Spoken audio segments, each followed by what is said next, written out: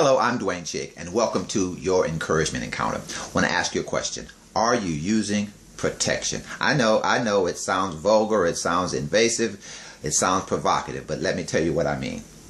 I was looking in my backyard the other day and I saw my granddaughter's tricycle, and it has training wheels on it. They were put there so she wouldn't fall, so she would be protected. People protect their cars with car covers. We have security systems in our homes to protect them.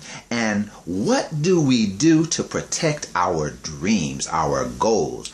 Do we have protection for our goals, for our dreams, for our visions? Because we do need to be protected. Protected from what? We need to be protected from the doubters. Doubters are those people that bring up the what if, bring up you might not make it. Now, you may have a doubter in you, and so you have to do something about that, but you definitely have doubters around you. But not only that, we have to be protected from the discounters. Now, doubters may try to keep you from doing, but the discounters, they will try to devalue what you've already done. If you're talking to a discounter and you say something about what you're doing, they'll change the subject, or they'll just act like you didn't say anything.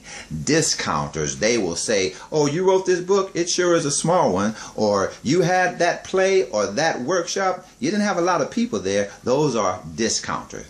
We need to be protected from the discounters, from the doubters, but also from what I call the drowners. And drowners try to keep you submerged in the past, submerged in the things that didn't happen, in the mistakes that you made before. So what do we do to protect ourselves from the discounters, from the doubters, from the drowners? A couple of things. We need to learn how to replace. We protect ourselves by replacing.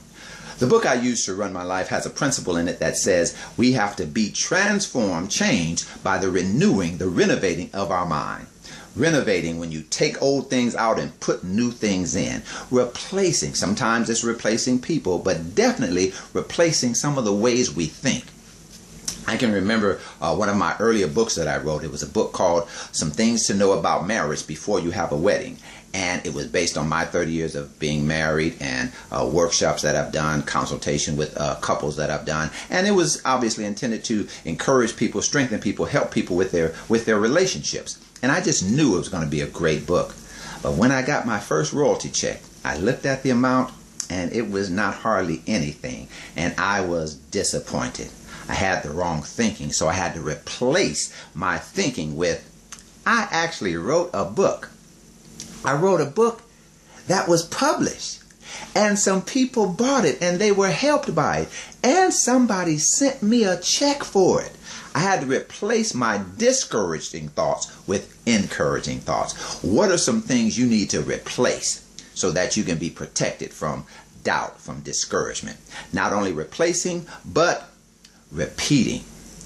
If you go to a McDonald's in Los Angeles or London, you're going to see some of the same procedures because they repeat the same success procedures. There are some things that you've done that have worked out very well. So just repeat those same success procedures. The people that know me from early in my life, one of the things that they've constantly heard me talk about, sometimes irritatingly, is that I wanted to be on the radio, that I'm going to be in broadcasting, that I want to be a disc jockey. That's what it was called back then. Now they're called air or radio personalities. But I constantly talk about it, repeat it over and over again, continuing to repeat it as I became the Sunday evening a host of a gospel show on a radio station in Los Angeles called KMAX, and continuing to repeat it when I was on another radio station, KPPC, continuing to repeat it while I was on another radio station in Inglewood, California, co-host of a talk show on KTYM, continuing to repeat it because repeating it helps my belief, and that helps my behavior, and that helps what I can become. In the words of the great Zig Ziglar, you have to be before you can do, and you have to do before you can have. So we can protect ourselves by replacing, by repeating, but not only that, by rebounding. When I was in high school, a long time ago, way back in 1975 BC, before computers, before cell phones, I played basketball. And I wasn't the best ball handler or the best shooter on the team. There were a few people that were better than I was. My brother Kenneth Johnson was better than me. There was a guy on the team named Greg Williams. He was better than I was. But there was one thing that nobody did better than I did, and that was rebounding. Rebounding comes after a missed shot.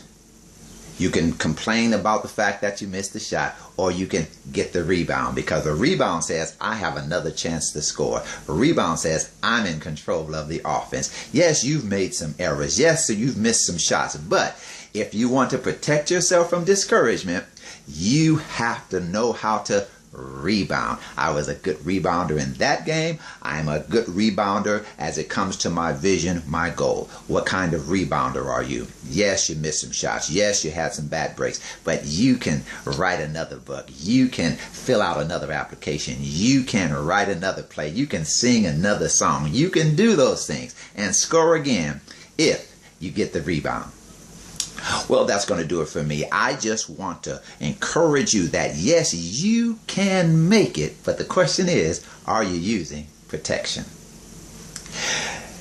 If you want to hear some of the other videos, you can go to Dwayne Shig on YouTube. You can also follow me on Twitter at EncourageMan. And if you'd like to contact me about speaking at your next event, I can be reached at drshig@gmail.com. That's drshig@gmail.com. And would you do me a favor? I know you know someone that could use this information, that could use a little push. Would you just share this on your Facebook page? I'd greatly appreciate it, and on your Twitter page also. I thank you for your time, and I want to say to you, be encouraged. See you next time.